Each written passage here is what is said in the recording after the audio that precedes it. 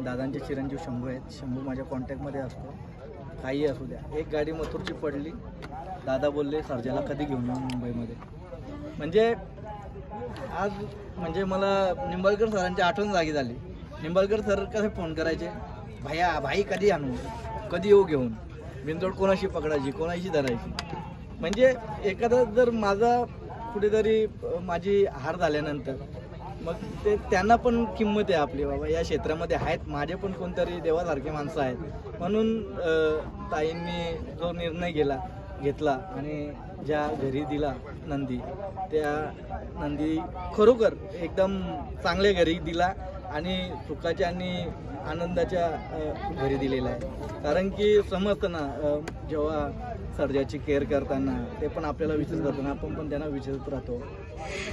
कारण की जे नंदीची आपण जी सेवा करतो ती सेवा फार कमी लोकांकडनं बघायला भेटते. मी शंभूकडनं बघायला भेटली, दादांकडनं बघायला भेटली.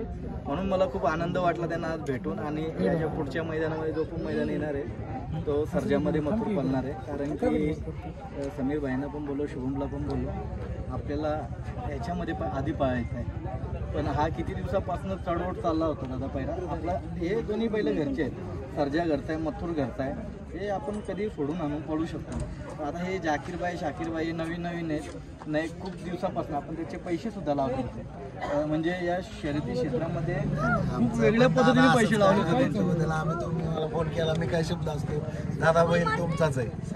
सरांची आठवण काढली की मला आठवतं मागच्या वर्षी याच मैदानामध्ये मथुरची सेमी झाली होती 5. खरोखर जो सरांनी आनंद दाखवला होता ना, सरांनीच पैरा दिला होता या मैदानाला. पैरा पण सरांनी आणि गाडीवर चढून खांद्यावर चढून सरांनी आनंद केला. आणि मला वाटतं पाखरे होतं सोबत. आणि पाखऱ्यान सुंदरचा पायरा जुळलेला मला वाटतं आधी. काय आठवणी आहेत मागच्या वर्षीची? आठवणी तर त्यावेळेस इकडे आल्यानंतर सरांचीच कमी भासते.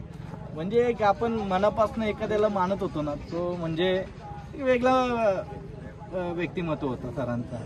भले बिचारा फाटका होता तोंडाने, पण सच्चा होता. दादा, एक प्रकारे आजचं नियोजन जबरदस्त झालं. ते पण आता सर्वसामान्य कुटुंबातून कुठेतरी वर आता प्रोग्रेस करतात बैलगाडी क्षेत्रामध्ये. आणि तुमचं म्हणजे कसं असतं, एखादा बाबा बैल पळत असलं, वासरू पळत असलं, 100% सपोर्ट असतो पाठीमागून. त्याबद्दल काय सांगा? एखाद्या सामान्य कुटुंबामध्ये आणि मुस्लिम समाजामध्ये आपले नंदी पळतात, त्यांच्या धावण्याला खूप आनंद वेगळा आहे. कारण की इतिहासामध्ये नोंद घडली जाते. आपल्याकडं पण आहेत गुड्डू पटेल, अदनान पटेल, इब्राहिम शेख, मापोली भिवंडी. सगळे माणूस वाईट नसतो, समाज वाईट नसतो.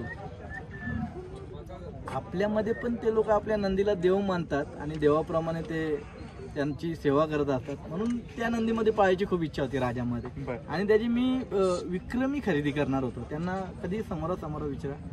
मी त्याच्यानंतर माझा भाऊ सुद्धा तो चिमण्या घेत होता, रविशेठ म्हात्रे, त्यांनी सुद्धा 61 लाख रुपये केले होते. मी पण पैसे खूप त्याच्यापेक्षा दुप्पट केले होते त्यांचे. राजाचे आदात होता, हलका वासर होता, मथुर आणि गाडी चांगली पळेल म्हणून प्रयत्न चालू होते का मुंबईमध्ये आपल्याला जो मथुर महबूबचा दबदबा होता तसाच दबदबा ठेवायचा होता. त्यासाठी खरेदी चालू आहे, पण चांगला शोध चालू आहे. असे दादासारखे मोठे भाऊ आहेत तिकडे. कधीतरी चांगल्या मथुरच्या आशीर्वादाने नंदी चांगला भेटेल, शोध चालू आहे. तरी म्हणजे एक प्रकारे आवडलेलंच राजा. म्हणजे 5 लाखाचं मैदान झालं, त्यानंतर अजून 2 मैदान गाजवली त्यानं. काय आवडलं राजामधलं तुम्हाला? आदात असताना हुकमी गाडी खेचतात, 2-2 टांग्यांनी गाड्या मारतात. म्हणजे मोठी गोष्ट आहे ना. आज सगळ्या टॉपच्या गाड्या असतात, अखंड महाराष्ट्राच्या गाड्या येतात पळायला. त्या गाड्यांना कुठे हवा पण नाही लागून देत.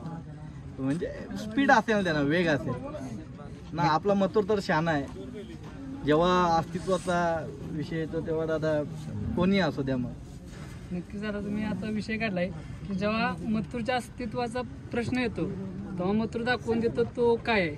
असंच मागच्या वर्षीची झालेलं आणि याही मैदानात झालंय. काय सांगाल आजच्या जोडीबद्दल? काय सांगाल, कशी जोडी पळाली? गाडी चांगली पळाली. राजाच्या अंगावर कोणच नव्हता. राजा थोडासा, पण मथुर त्याला कुठे हलवून देणार नाही एवढा विश्वास मला होता. कारण की काही बैलांना गाडी तुटल्यानंतर मग थोडासा इकडं तिकडं मागं पुढं बघत पळत राहतात, पण याचा असा नाही, चल माझ्यासोबत. मथुर एक प्रकारचा आदत बैलांचा भरपूर गुरु आहे. त्यांनी भरपूर आता आदतमध्ये- आपल्या तोंडाने आपण बोलून काय फायदा आहे? गुरु आहेत का काय आहे ज्यांच्यावर आपला आता घोडचा सर्जा एवढे दिवस पैरा नव्हता, आदातमध्ये त्यांना कोणी पैरा देत नव्हता, पण आपण एक त्या वासरावर त्या नंदीवर विश्वास ठेवून आणि त्या मालकांवर विश्वास ठेवून बैल दिला होता त्यांना. तेव्हा नावारूपामध्ये आल्यानंतर त्यांना पण कुठेतरी वाटलं मथुरचा वाईट काय आहे, कुठे आता आपण मथुरला बैल दिला पाहिजे. लोक खूप काही चांगले पण आहेत, काही वाईट पण आहेत. कधी कधी काय वाटतं कोणाला चांगलं नाही बघवत दादा या क्षेत्रामध्ये. मग आमच्या मुंबईमध्ये खूप सवय वेगवेगळी आहे. कधी कोणाचं पटकन वाईट करायचं, पैरे तोडायचे का काय तोडायचे, ते आमच्या मुंबईमध्ये सवय आहे चांगल्यापैकी.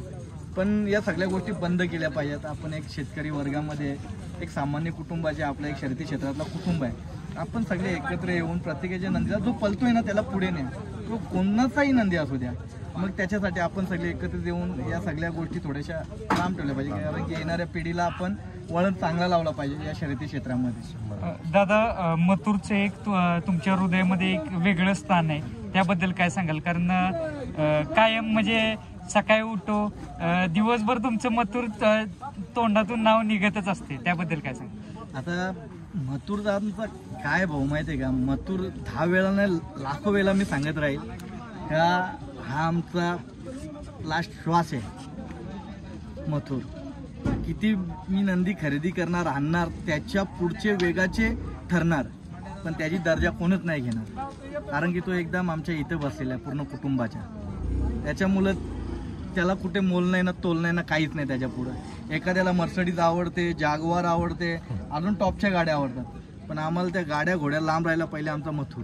आमच्यासाठी सर्व काही तोच आहे, आमची धन दौलत सगळा मथुरच आहे आमच्यासाठी. सर्व काही त्यांनी प्रेम कमवून दिले म्हणा, सगळा मथुरच आहे आमच्यासाठी. आमच्याकडे खायला रुपया नसला तरी चालेल, पण आमचा मथुर आमच्या काळामध्ये जोपर्यंत मी जिवंत आहे माझ्यासोबत तो असणार, मी त्याच्यासोबत असणार ना, पूर्ण कुटुंब असणार माझा. दादा, असं कानावरती पडतंय एखादी मोठी खरेदी तुम्ही करणार आहात, काय नेमकं चर्चा काय सुरू आहेत? तसं राजाचीच खरेदी करत होतो मी. त्यांना विचारत त्यांना किती पैसे लावले होते मी.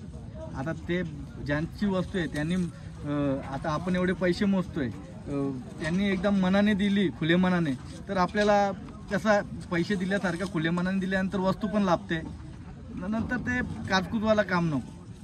आता दादानी सर्जाला घेतला, खुले मनाने घेतला, खुले मनाने दिला.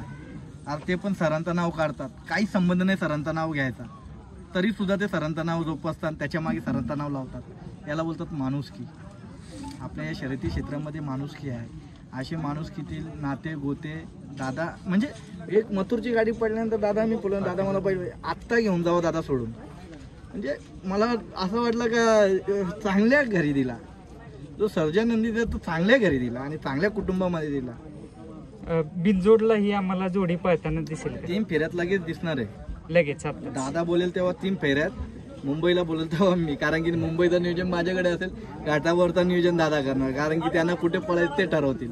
आणि या पैऱ्यानंतर 100% मला दादांच्या सोबत पळायचं आहे. लवकरात लवकर ही भावाभावांची जोडी आपल्याला पाहताना दिसणार आहे, कारण की सरांचं नाव आयुष्यभर ठेवायचं, आपल्याला टिकवायचं. जेव्हा जेव्हा जिथे जीत होणार तिथे सरांचं नाव तोंडातून असणार माझ्या नक्की. म्हणजे भविष्यात ही आठवण ती कायम जागी राहील आणि जागी ठेवणार आहे. दादा, काय होतं आता बैलगाडी क्षेत्रामध्ये एखादी व्यक्ती प्रोग्रेस करत असेल तर काही चर्चा होतात, काय होतं आता जाकीरबाई शाकीरबाई यांचं नाव होते, तर म्हणजे त्याबद्दल काय सांगाल? एक काहीतरी वेगळ्या पण चर्चा निर्माण होतात म्हणजे असं. हे बघा, चर्चा काही होऊ द्या, चर्चांना योग येतोच ना, योगदान देतातच लोक. जेवढ्या चांगल्या चर्चा होण्यापेक्षा वाईट